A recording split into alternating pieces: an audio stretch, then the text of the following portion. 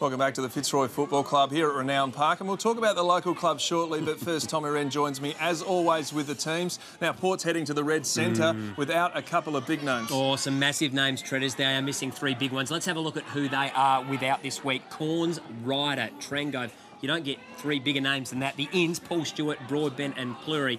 But boy, oh boy, they're big names out. Are you happy with the changes? Well, Kane Corn's out for firefighting. Well, that's an unusual one, isn't it? But let's face it, that's not a great one, losing a ruckman. But Broadbent comes in, and good news that he's had a week. He hasn't played, but we need him back to his best if Port Adelaide are going to get this job done against a very competitive Melbourne. Well, funny you mentioned Broadbent. He's just signed a 4-year contract extension, which is great news for him and the club. And Angus Monfrey's another player, like many others, trying to find his best form, and he admits that Essendon saga that was happening at the start of the pre-season has affected his early season form.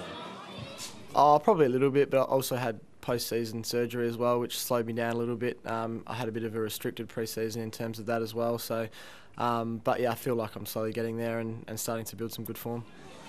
A couple of changes for Melbourne, Treaders. Jetta and Viney come in, a couple of hard nuts, or one in particular there, in for Riley and Newton. Another big game, of course, on the weekend. The Crows taking on Fremantle. What a task that's going to be. Just the one change at Adelaide, and that is Henderson coming in for Kerridge. Are you comfortable that the Crows are playing Brodie Smith, Luke Brown, Rory Laird, all with a little bit of that concussion cloud hanging over them? Yeah, I'm not comfortable because I reckon they're making that up. There's no way that those blokes... I saw them train at Adelaide Oval #2 last night. They didn't do much. And you know what? I talked about Brodie Smith. I think he might need another week to get himself right. You're coming up against the best team in the competition. You can't take risks with injury. You know what? Adelaide can pinch this one if they come to play, but I don't think you can take anyone in with a cloud over their head against such a competitive outfit. They've got Nat Fyfe, remember?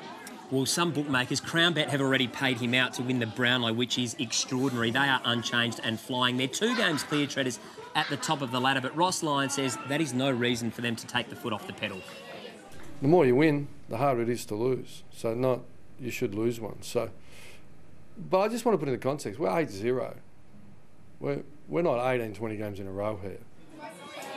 Treaders, who do you like this week? Are they going to win? Well, I think the Dockers are going to win. I just think they're the complete football club right now. They haven't been tested with injury. The Pavlich has been named, but whether he comes up, I think he will. He wants to play in front of his home team. I think Port Adelaide can get the job done too. Sydney to smash Carlton, and I'll tell you what, the caretaker coach might be in a little bit of pain tomorrow night. Thanks for your help, Rennie. We'll see you Monday night. Look forward to it.